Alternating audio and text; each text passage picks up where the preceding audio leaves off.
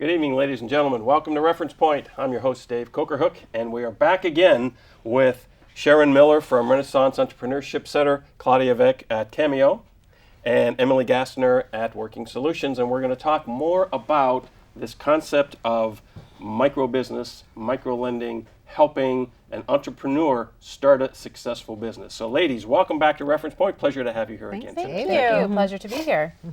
So last time we talked in general terms about what your organizations do and some of the successes that you've been having in bringing businesses, successful activities in business and whatever. But I wanted to talk a little bit this time about the kinds of communities you're serving, the kinds of trends you're seeing here in the Bay Area. We're in Northern California, so we're going to talk more about the Bay Area right now because that's where you ladies serve.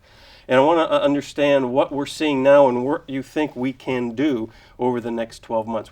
This show is being taped in November of 2011, so what can we look forward to in 2012?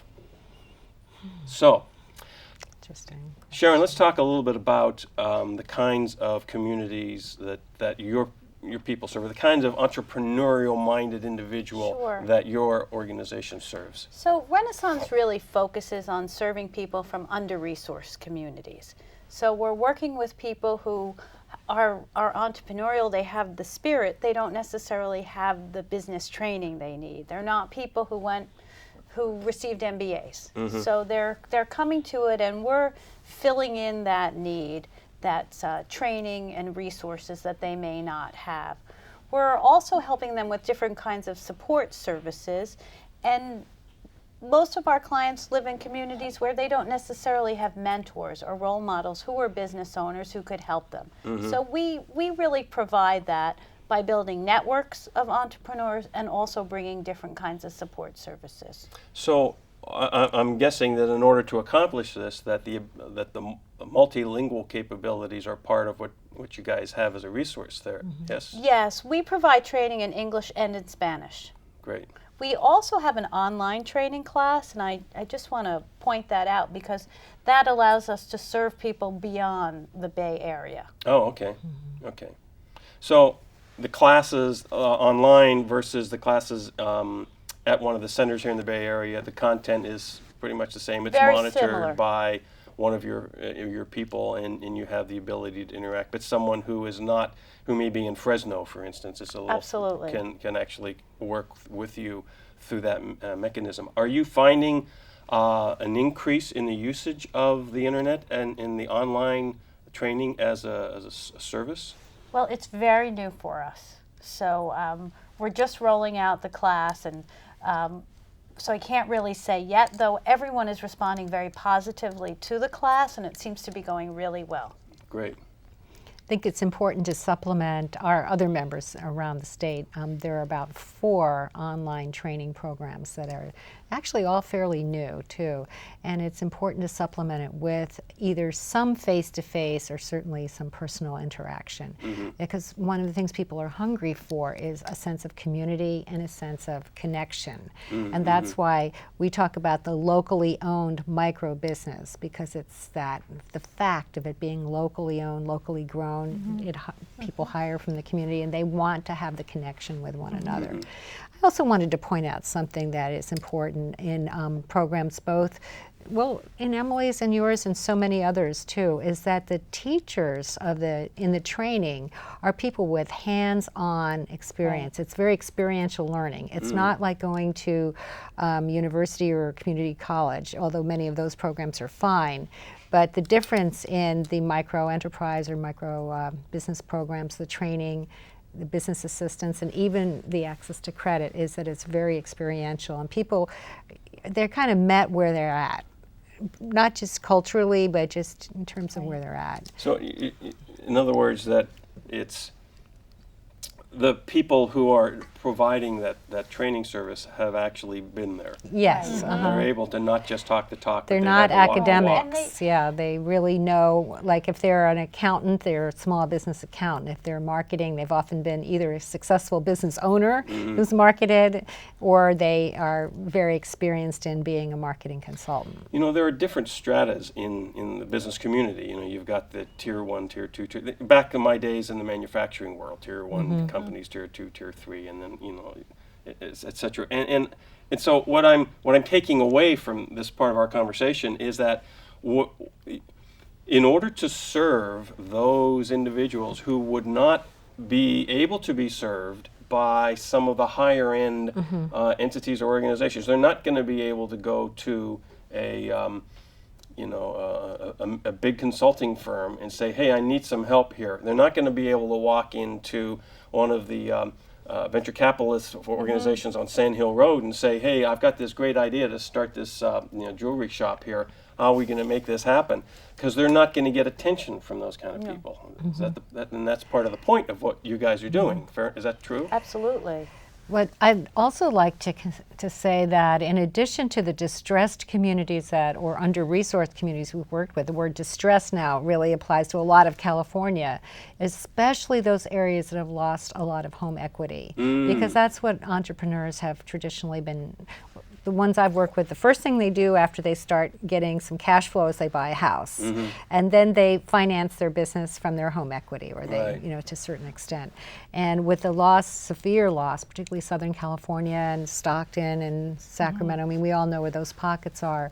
We're seeing a real hit on small businesses too. And these were what you would call the middle class business owners in our communities. So a lot of those folks are starting to go to the micro lenders in particular to look for help, because either their credit is so bad or the bank has pulled their line of credit. So that our members are seeing now, besides their traditional communities they've served, they're seeing others that would not normally have come to them in the past. So there's been a real shift, Dave, in the last year. And so when you say, what's 2012 look like? We hope we'll see more lending from traditional financial institutions, but we don't know whether they're going to go back to lending under $200,000, which is going to leave that small and micro sector basically underserved. And so people like Emily are going to have to step up to the plate and grow pretty fast. How do you reach out to the community, Emily? How do people know about what it is that Working Solutions has to offer? So one way that businesses find out about us is they've gone to the CAMEO website and they find our organization contact information listed there. Another resource is that Renaissance, a third of our loans that we've made have been to Renaissance graduates. And so they go through the training at Renaissance and they're extremely well prepared and loan ready at that point when they come to us. So they have their business plan in hand. They know all the what if scenarios. They've thought through them, and they're ready to get a loan. So we work with a lot of nonprofits that work with entrepreneurs. And we've also been recently really working with our bank partners to work with those businesses when they decline a business to send them our way, because not only can we help them with the loan, but we can help them with other aspects of their business as well. When you say bank partners, are those the banks? You mentioned Wells Fargo had put some cash into the fund for lending. Right. Are you talking about banks that have helped to provide sources for lending, or? Yes. Yes.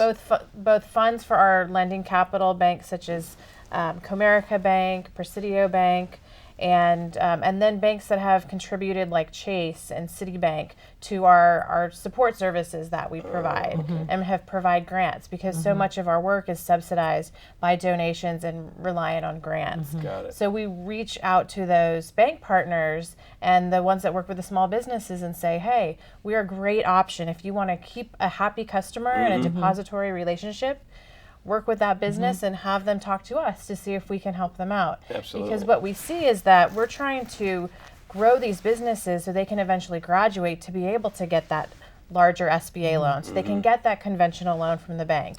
And they say that they feel better prepared because they've gone through the paperwork and the process with us, which is very much like what they're going to have to go through when they get to a bank level. So we've seen businesses that are really successful and later on being able to go get $100,000, $200,000 loan to grow their business even more. Give them the fundamentals so that later on they can become bankable once they've got the longevity things that they This look is for. a trend now, actually, Dave, where the banks beginning to have a formal referral process for their declined loan applicants. And so I think all the major that's a fairly banks, new trend. it's very It is new, new. but most of the major banks now are engaged in this. Union Bank, I know, has a formal automated decline system set up with, I can't remember who that was.